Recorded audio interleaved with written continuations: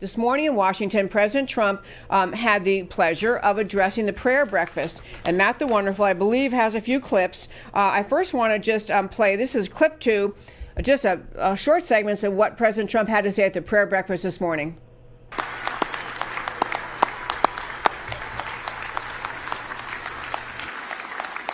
Well, thank you very much. I'm working very hard for you, I will tell you. And sometimes you don't make it easy, and I certainly don't make it easy on you. And I will continue that tradition, if I might, this morning.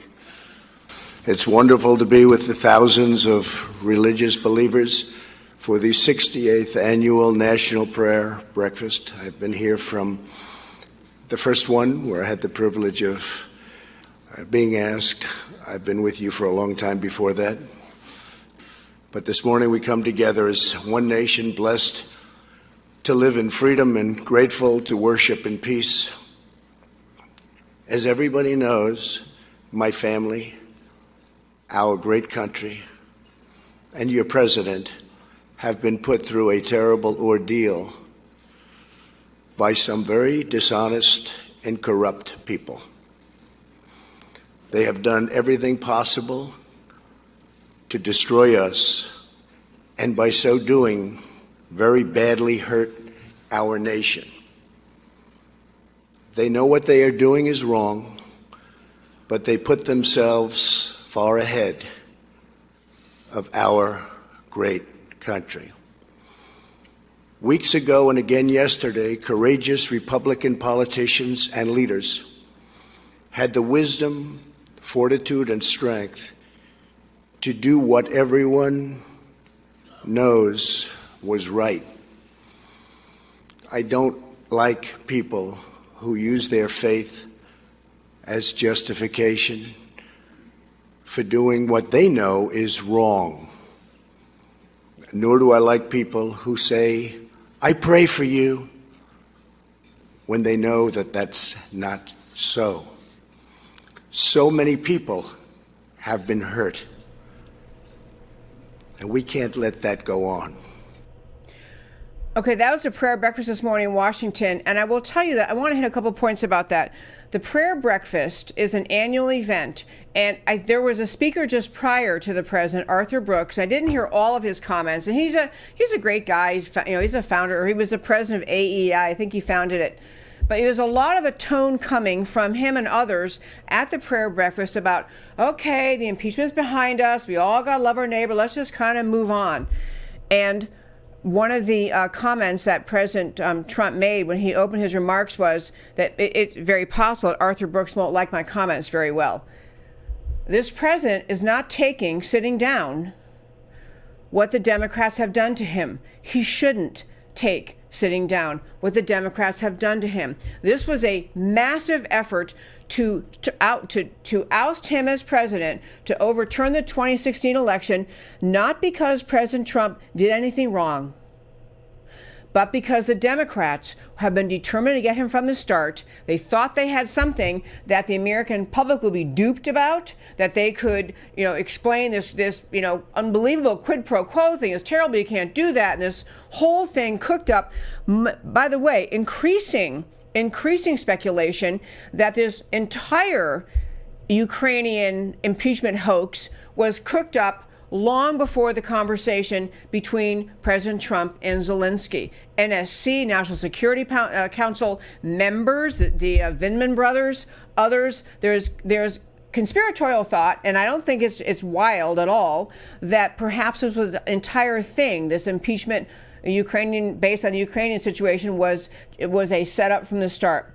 But whether or not it was set up or not from the start, the Democrats in the U.S. House decided this was a way to get this guy, and they went after him. And, we've been over many times, you had Biden doing exactly what Trump was accused of on air, bragging, no problem at all. And the Democrats were saying in the Senate, when they're moved at in the Senate trial, saying, yeah, we should really get John Bolton in to try to, attack the president, but we can't have any discussion about the whole underlying thing in 2016, which is what President Trump was trying to get the country of Ukraine to look at.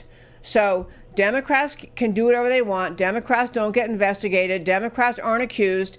And you think of all the things I have named on this show that President Obama could have been brought up. But when the Republicans held the House and Senate and moved toward impeachment, and our side never does that. Our side never fights. Our side let things go with President Obama for a variety of reasons. But now we're to where the Democrats had the opportunity, because they have the majority in the House, to go after impeachment, and they couldn't wait to do it. They couldn't wait to find something. So President Trump, to use the prayer breakfast to say, it's the first national audience he had after the impeachment vote. And he went ahead and said what he said. He said much more than that. But then he went back to the White House. He also had a press conference this morning. And I want to play that clip, too. This is clip 3, Trump at the White House this morning.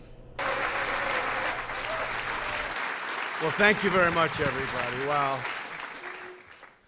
We've all been through a lot together, and we probably deserve that hand for all of us, because it's been a very unfair situation. I invited some of our very good friends, and we have limited room, but everybody wanted to come. We kept it down to a minimum, and believe it or not, this is a minimum. But a tremendous thing was done over the last number of months, but really, if you go back to it, over the last number of years, we had the witch hunt. It started from the day we came down the elevator, myself and our future First Lady, who's with us right now. Thank you, Melania.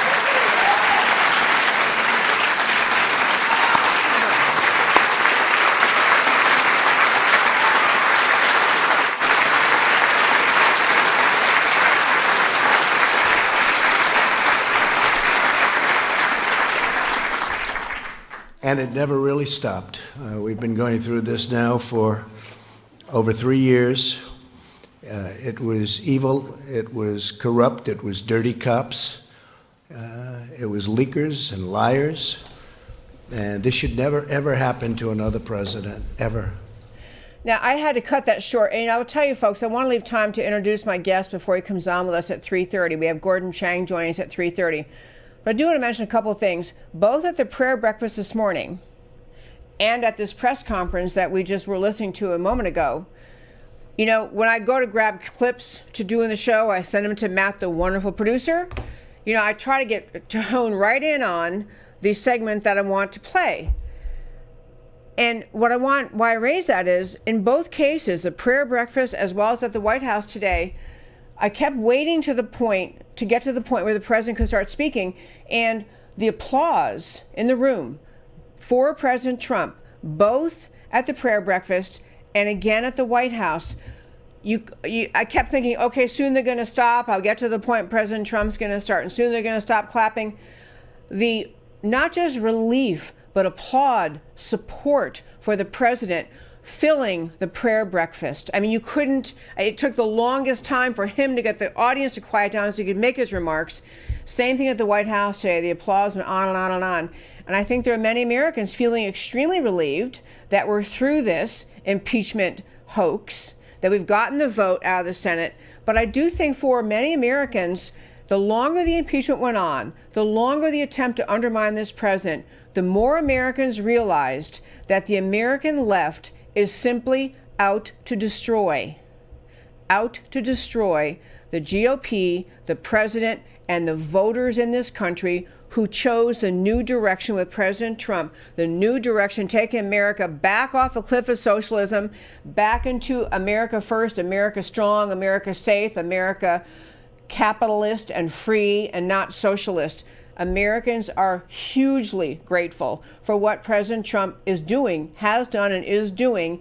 And they saw, and back to Mitt Romney, they saw the attack of the left, the attack on this president, not merely, most people figured out early on, this impeachment and the previous Russia hoax had nothing at all to do with the president's conduct, anything to do with his relationship with the country of Ukraine, his conversation with President Zelensky, and everything to do with rebuking the American people for choosing a president that the ruling elite class in Washington which has members in both parties. But the ruling elite class in Washington did not approve the voters' choice for America. That's really what I think is driving so many Americans to be disgusted with the Democrats, disgusted with the impeachment. In fact, there was polling, CBS polling about Republicans, Democrats, and independents.